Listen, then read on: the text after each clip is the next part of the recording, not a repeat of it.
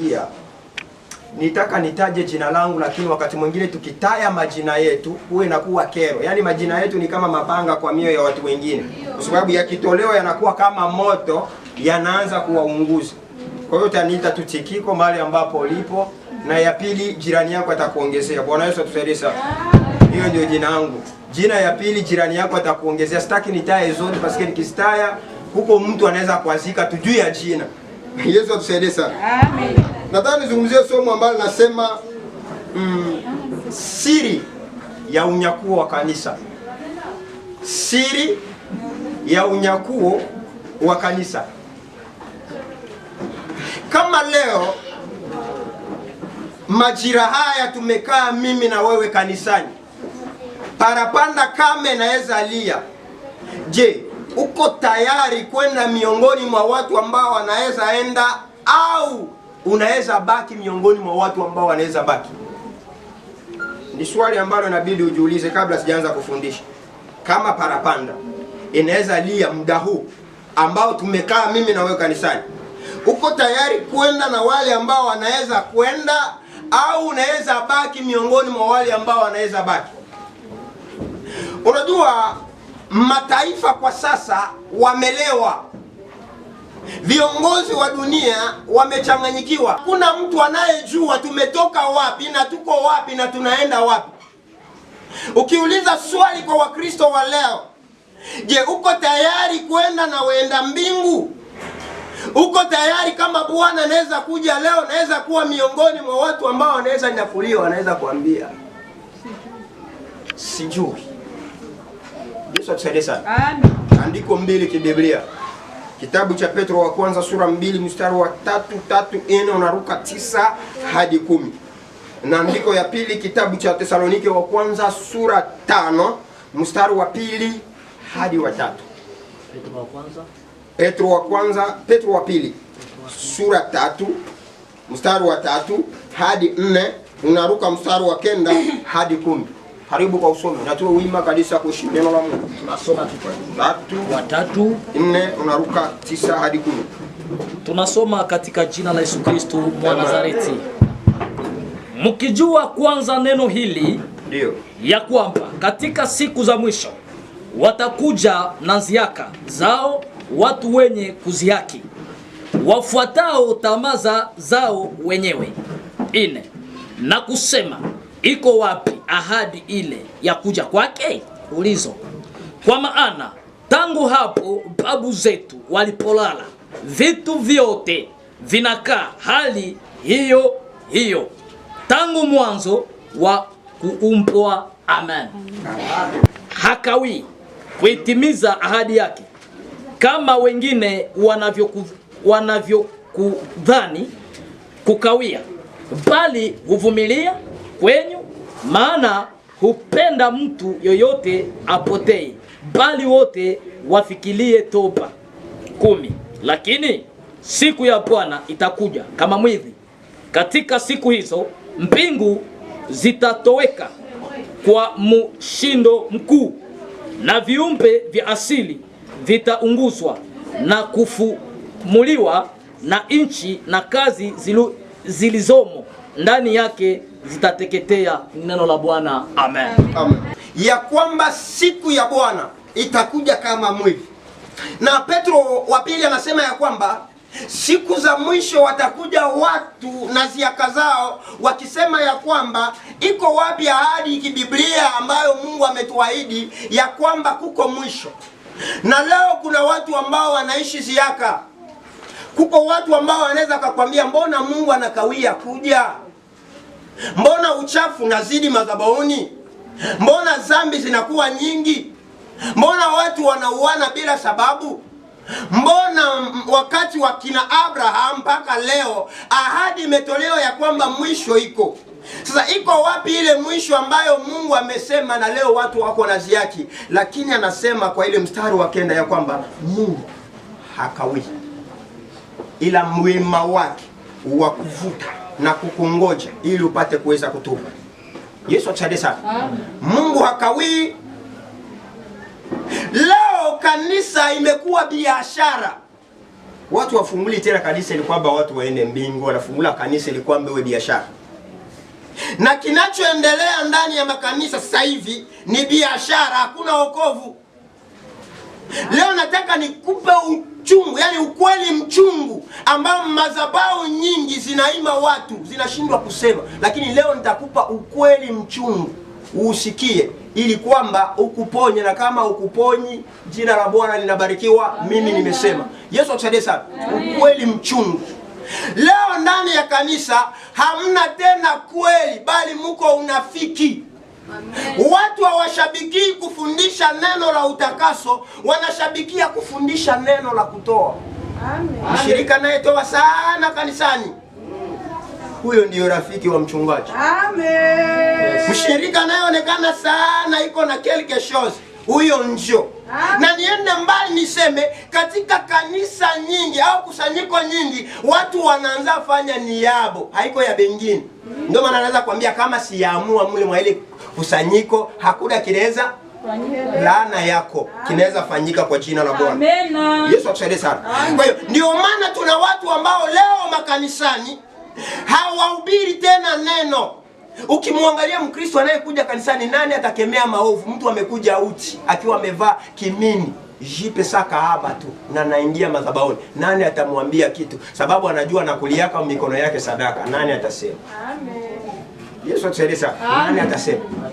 Unakutana mtu anakuja kanisani, ni mama ameolewa, lakini kakifua kako wazi na kamgongo. Sijajua anakuja kutelekea nani ndani ya kanisa. Amen. Anakuja tu. Nani atakemea dhambi? Nani atakemea dhambi wakati ni ishakuwa yabo? Yesu atusaidie sana. Atuhurumie sana. Leo tunakuta watu bakanisani wanashabikia sana miujiza, wanashabikia sana upako, wanashabikia sana chumvi, wanashabikia sana mafuta. Hakuna anayeshabikia neno la utakaso. Na hapa ndio mwanzo wa misingi kuharibika. Aseme kama misingi kiharibika, mwenye haki atafanya nini? Misingi leo ya wokovu haiko. Kwa nini haiko? Kwa sababu waenda mbingu wenyewe wameshinjia, hawaoni ni wapi mahali ambapo tunakwenda. Mwenzako akihubiri sana, we njoo chuki. Yes. Mwenzako akiimba sana, we njoo chuki. Yes. Na niende mbali, wakimkamata mtu ni mzinzi, wanamleta hapa, unaweza kuwa wa kwanza kumhukumu na kusema ni mzambi na hastahili kuonekana mbele za Mungu, lakini we luchuki unalo moyoni. Hauoni. Sasa tusaidie sana. We luchuki unalo moyoni mwako, haulo. Mzinzi ndio umeona. Leo wakimleta mtu ni mlevi, unamsema mwenye dhambi. Lakini wakimleta mtu ambaye wanakuambia ya kwamba huyu ni mtu wa madelestage mkanisa, unasema ni kawaida. Siri ya unyakuo wa kanisa. Kanisa kama limelala, utabaki kuwa miongoni mwa watu waliolala na hauwezi enda mahali. Bwana Yesu akusaidie sana. Kwa hiyo ili uende mbele, anaanza hubiri huko. Yesu akusaidie sana. Amen. Sitaki kuanza jiuliza maswali mengi. Swali tu moja alafu jipatie jibu. Kama sai parapande na lia, uko tayari kwenda na watakaoenda? Ndio swali tu. Bwana Yesu akusaidie sana. Amen. Ndio swali tu. Kabla hatujaenda kuwatafuta waliopotea, inabidi kwanza turudi tujitafute sisi. Hawezi enda mhubiri mtu aache maovu wakati wewe peko naishi maovu. Hawezi enda ambia mtu abadilishe maisha yake wakati wewe peke hutaki kubadilika. Kanisa leo inakuwa ni michezo, inakuwa ni mizaa, inakuwa inakuwa sasa tuseme ni makundi ya avec. Mtu akihubiri huko na nyotana, mko bila semana, miza kanisani, kwa sababu kanisa imefanywa kuwa biashara. Leo watu namba moja hawaji juu ya Mungu, wako wanakuja juu ya watu. Umefika mtaani, mtu anakuambia kwamba ile kanisa njoo yetu, tutaiachia nani? Wewe sogea tu hapa, ndakupatia kiti ya mbele. Amen. Unafikiri kiti ya mbele utaitumikia? Yesu asaidie. Ndio maana unakuta ni wale watu wanaoingia makanisani, wenzako wanakuya, wanataka kuwakawaka, wanamwambia unakuya na yasho, utazimika. Yesu atusaidie sana. Amen. Utafanyaje? Utazimika. Yesu atusaidie sana. Na wengi wanakufa hivyo, hawaendi mahala kwa sababu ya doctrine ya makanisa. Mungu atuhurumie sana. Unyakuo sio kwa wale watu wanaoingia kanisani. Unyakuo ni kwa wale walioandikwa kwenye kitabu cha uzima. Sijui kama kuna mtu ananielewa. Amen. Unyakuo wa kanisa haiko ya wale wanaoingia kanisani, ni ya wale walio. Maandiko yanasema walikuwa wanawali 10.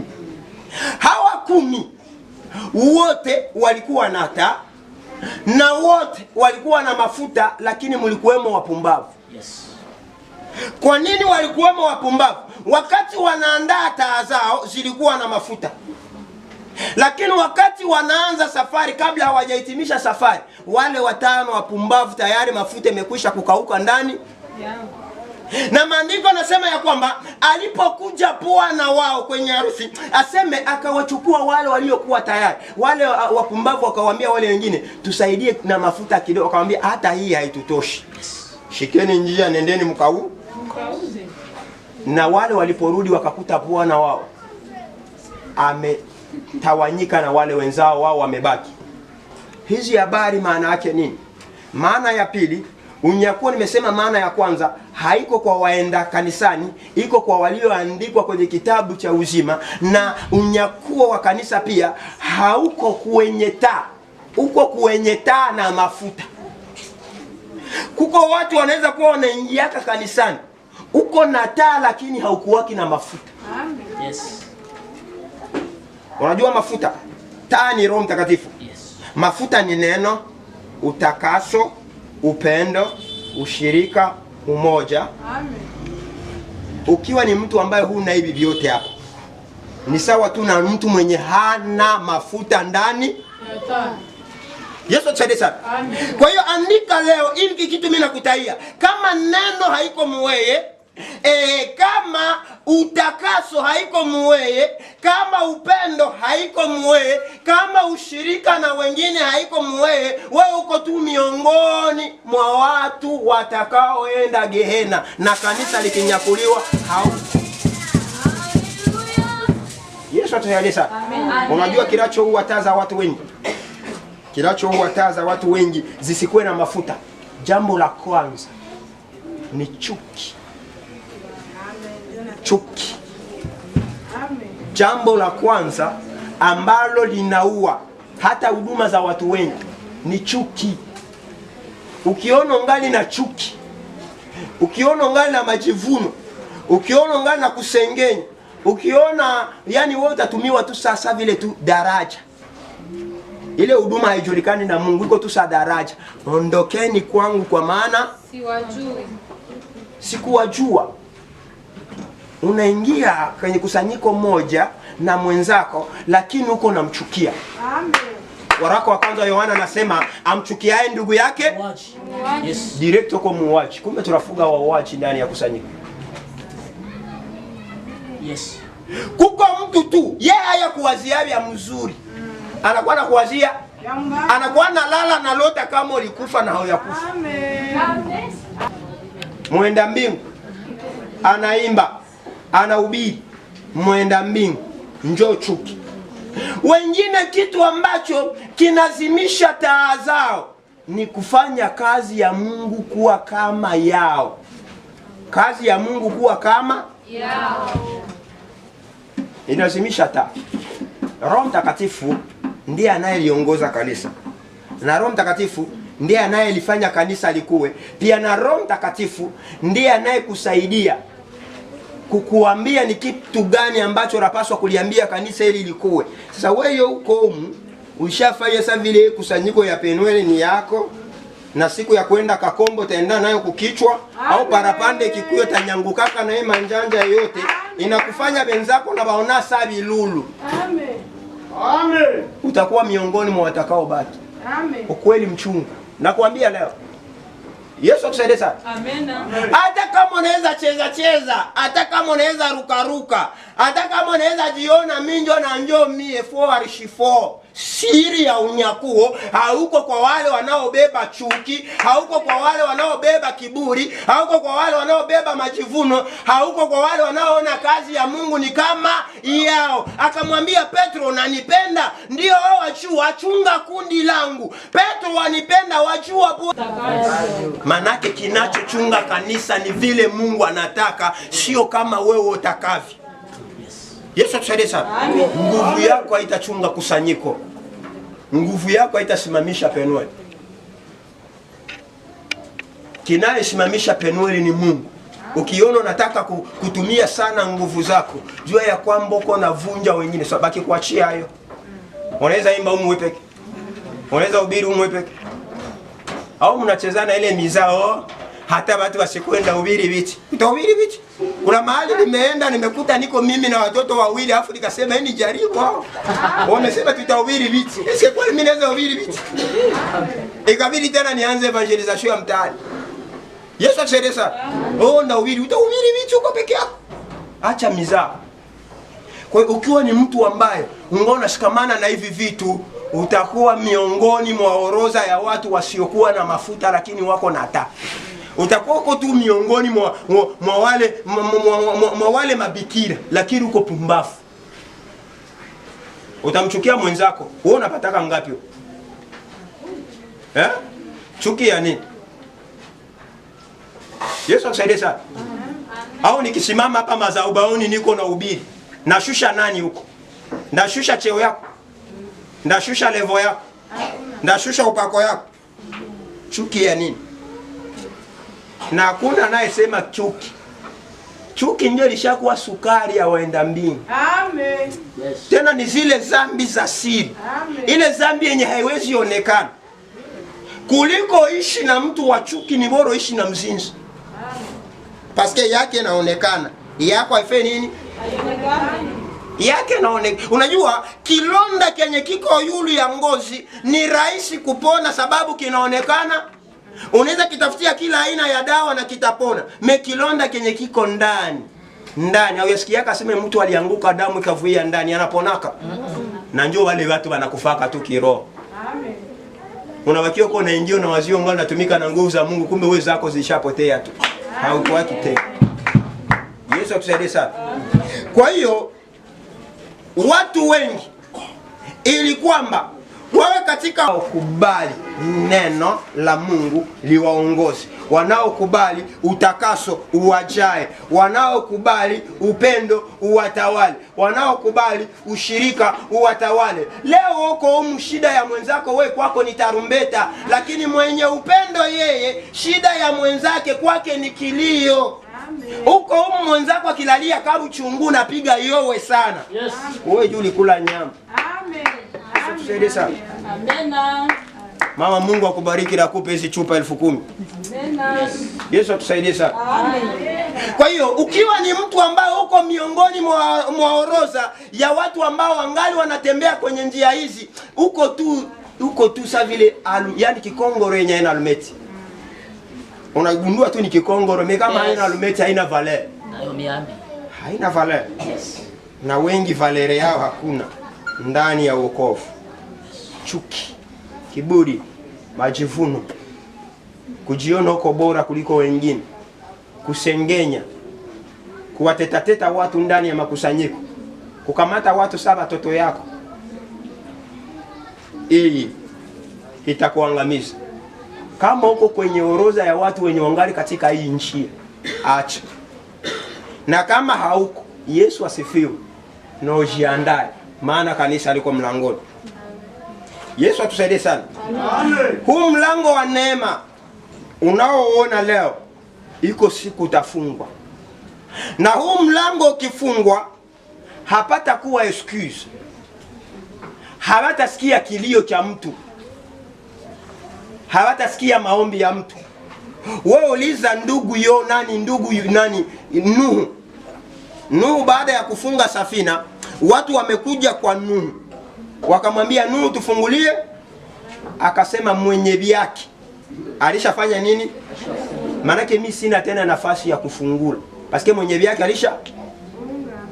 Kwa hiyo mlango wa neema ambao uko nayo leo, tambua ya kwamba ujue ya kwamba iko siku itapotea na haitakuwaka kila siku. Hii zambi ungali unacheza nayo, we cheza nayo, ujue tu itapotea. Ikula siku tu neema itafungwa na ile zambi itakuotea mapema. Uzinzi, ulevi, uchoyo kitakuwa ni kitu ambacho kitakacho kushindikiza kwa machungu, huku kilia na kusema nilishikamana na hivi vyote vilinipa faida. Yesu atusaidie sana. Amen. Leo madhabahu nyingi ukiingia leo siku ya Jumapili ni miracle tu ndio ziko natembea. Watu wako wanapigwa majido na upako wanaanguka kule. Mishwari ziko naangusha watu. Na hawa watu wote wanaoongozwa hawaendi mbingu, wao wamefuata miujiza na wako distre. Cha ajabu wamewasinzilisha tu na hawajui wanaenda wapi. Chumvi, mai ya upako baba, mafuta ya upako. Ni vizuri kuwa na upako ya mingi, lakini upako yenye hautaenda mbingu itakuongezea makali ya moto Gehena. Amen. Unajua nyama sasa iko kukachoma, ukiongezea mafuta ndio na wakaka mzuri. Amen. Yesu asaidie sana. Kwa ukikuwa na upako mingi, maana yake niseme ya kwamba Yesu asaidie sana. Amen. Hii ni kitu ya kwanza ambayo nilitaka kanisa ijue. Nje niingie kwa somo dakika fupi hizi nikusimulie unyakuo utakuaje. Maana nimekuambia ya kwamba nataka kuzungumzia kuhusu siri ya unyakuo. Unyakuo wa kanisa halitakuwa tukio la amani kama vile ambavyo watu wanavyozani. Unajua kuko watu tu wanakuwa wanazani ya kwamba sasa hii unyakuo kikuu itakuwa tu ni amani. Watu wananyakuliwa na wengine wanabakia wanaendelea kutembea. Unyakuo wa kanisa halitakuwa tukio la amani kama unavyozani. Litakuwa ni tukio la kutisha, litakuwa ni tukio lenye majonzi, litakuwa ni tukio mfano wake haujawahi kutokea ulimwenguni, huku watakatifu wakipaa kwenda mbingu. Imagine watu waliokuwa kwenye gari lakini watakao baki hapa chini, itakuwa ni hasara. Siku ya unyakuo barabarani ajali ambazo zitafanyika hazitakuwa na hesabu. Imagine kama shangazi yako alibaki, kama mtoto wako naye alibaki, kama na wewe peke ulibakia, na ulikuwa tu mule mubalabala. Watu ngapi watakufa na ajali tu? Wewe ile kufa haimsumbui Yesu. Ile kufa haimuangaishi. Yesu asante sana. Amen. Kwa hiyo kama leo uko kanisani, ubariki mpendwa na kupe maelfu ya chupa hizi. Amen. Yesu atusaidie sana. Kama leo uko humu kanisani na niseme ya kwamba iko siku ambayo unaweza bahatika kuwa miongoni mwa watu watakao baki, utapata faida gani wakati uliimba sana? Utapata faida gani wakati ulihubiri sana? Utapata faida gani wakati ulitoa sadaka sana? Utapata faida gani wakati ulikuwa miongoni mwa watu ambao walikuwa wanafagia kanisa sana lakini ukabaki? Ni faida gani utakayopata?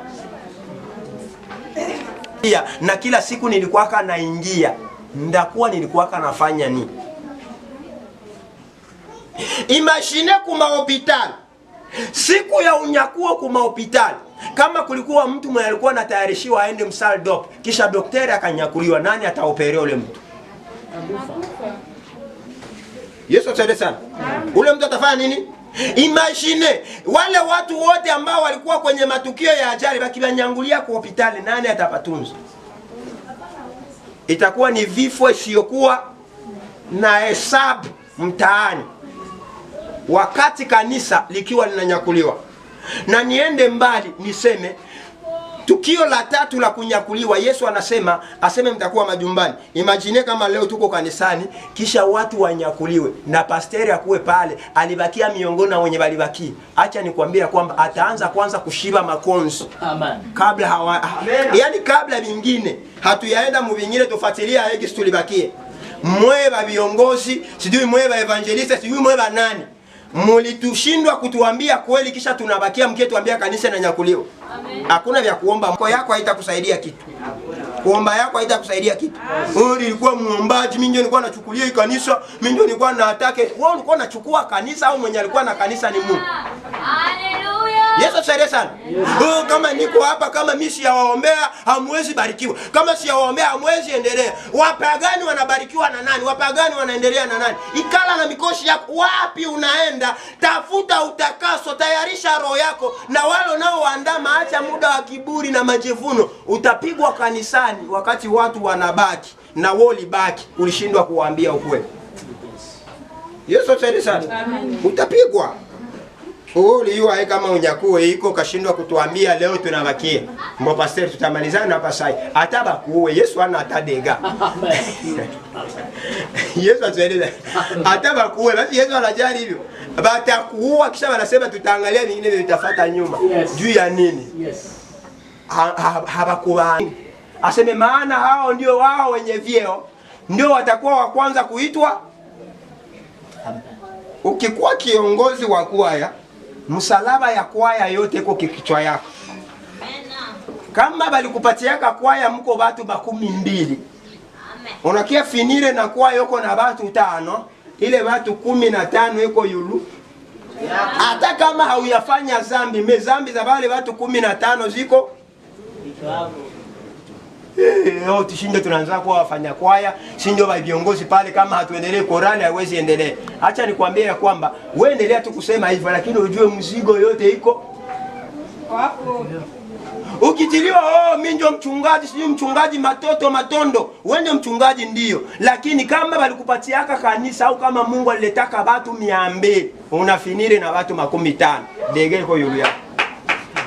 Utatoa hesabu ya wale watu wengine walienda.